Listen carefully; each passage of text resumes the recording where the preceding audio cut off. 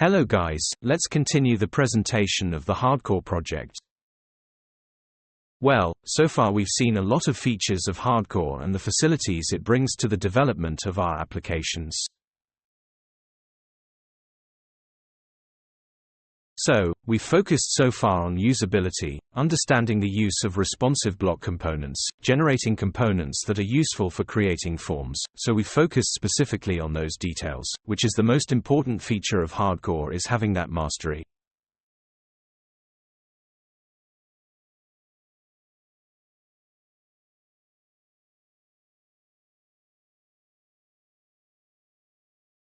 We're still a long way from seeing all the possibilities that RadCORE will offer us, but I wanted to complete with this video some more visuals that we have in the form controls part, and then we'll move on to dynamic form creation features and demonstrate.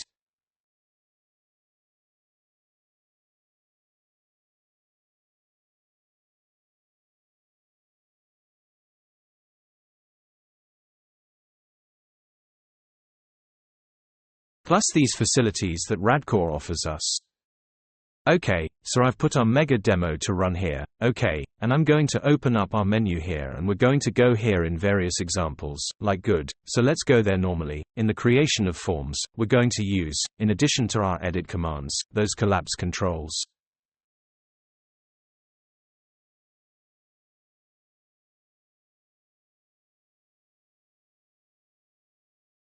Right, we're also going to use buttons. One of the examples that accompany RadCORE is the example of the variety of buttons that we have available for use within your project.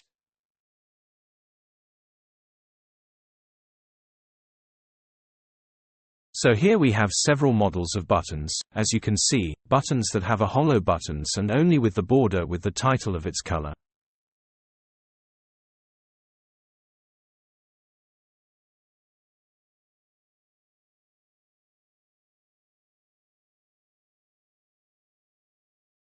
And then other more sophisticated examples, buttons with icons, icons positioned above, buttons that use the button spin, which are used in the Alcyon font, some that only exist in the Alcyon 6 font.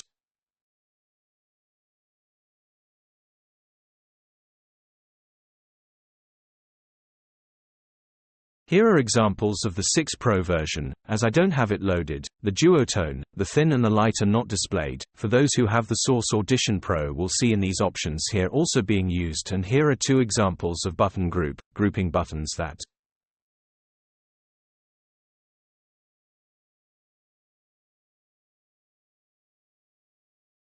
they're created manually and grouping buttons are created in an automated way, so as you can see, all the features, using the responsive system, everything works perfectly.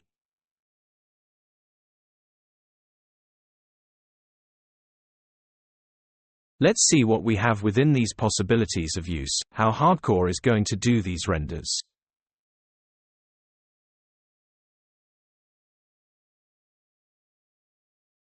Here we'll go into the details of using RadCORE's default CSS.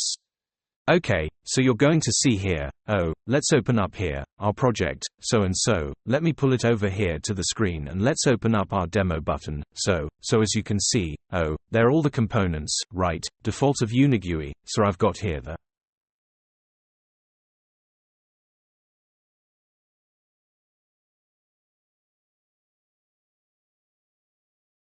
bit button unibit button. Okay, I don't have any new components, they're all the components of UNIGUI itself, okay? So what are we going to have in each of these components? I'm going to open up RC elements here, right? As we've already mentioned in the first few videos, it all depends on our RC elements, the dynamic attributes. So I'm just applying a button dark class inside to be able to render this button of mine.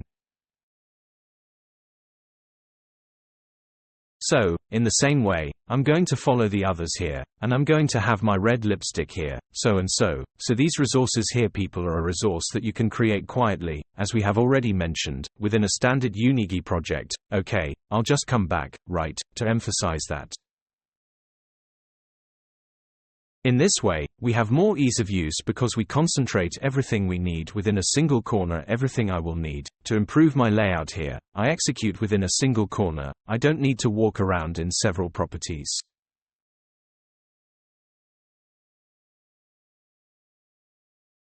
of the UNIGUI standard.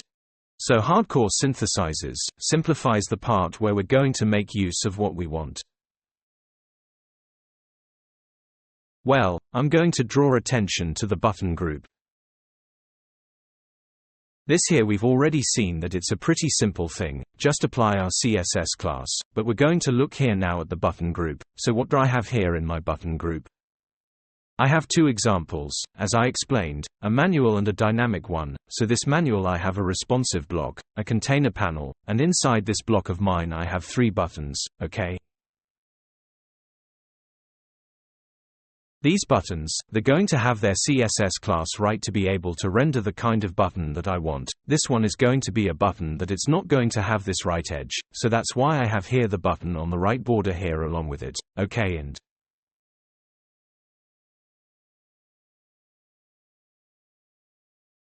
I have here a new attribute for you, which is the scale attribute. So this attribute, guys, it allows us to scale an object in relation to its parent component, that is, my button. It is inside a block, so my responsive block, which is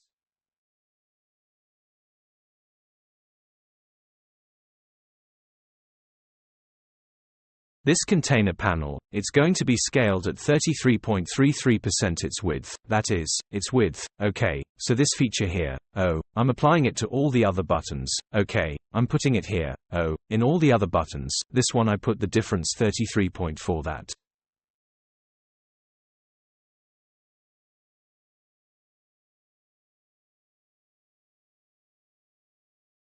We're going to have a 0-point difference 1%, right, and this one from here I'm putting the 33.33%. So the result of that is that when I render my application, the independent RadCORE, I'm going to close here the menu, it's going to stretch, it's going to automatically scale my buttons. So here comes the reduction and enlargement effect of that button of mine because of my scale attribute, okay? Well, now let's draw attention to our dynamic group lipstick, okay? So my dynamic group lipstick, as you can see, I've only got one button, okay? And my responsive block, that this button is inside of it. How does my group lipstick work? My lipstick group, I have one more new attribute here for you. So, I'm just going to put a list of as many button group as I need, for the number of buttons I want to generate inside my container pie.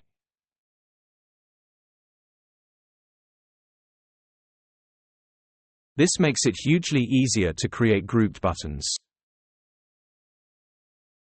So, I just put my button group, define what is the icon that I want to use in my lipstick group and what is the CLS, in this case the color CSS, of the CSS attribute that I want to throw for these buttons of mine, okay?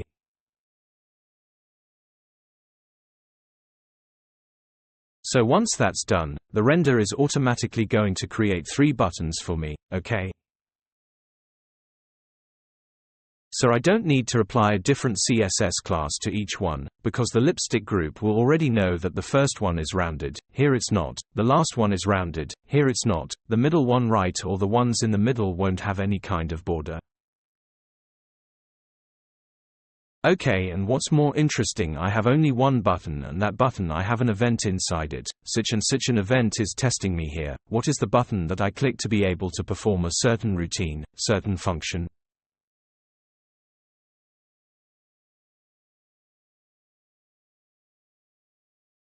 And this event is automatically played by the other buttons. So let's watch here. I clicked here, oh, it's going to present me here with a toaster, option 0. I clicked here, option 1. I clicked here, option 2. So you can put the code you need inside your single button and then that code will be recognized and transported to each of the buttons that were generated by the button group attribute.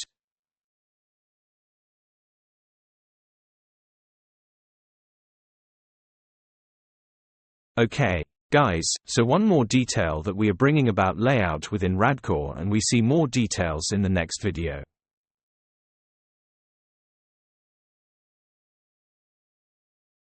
See you there.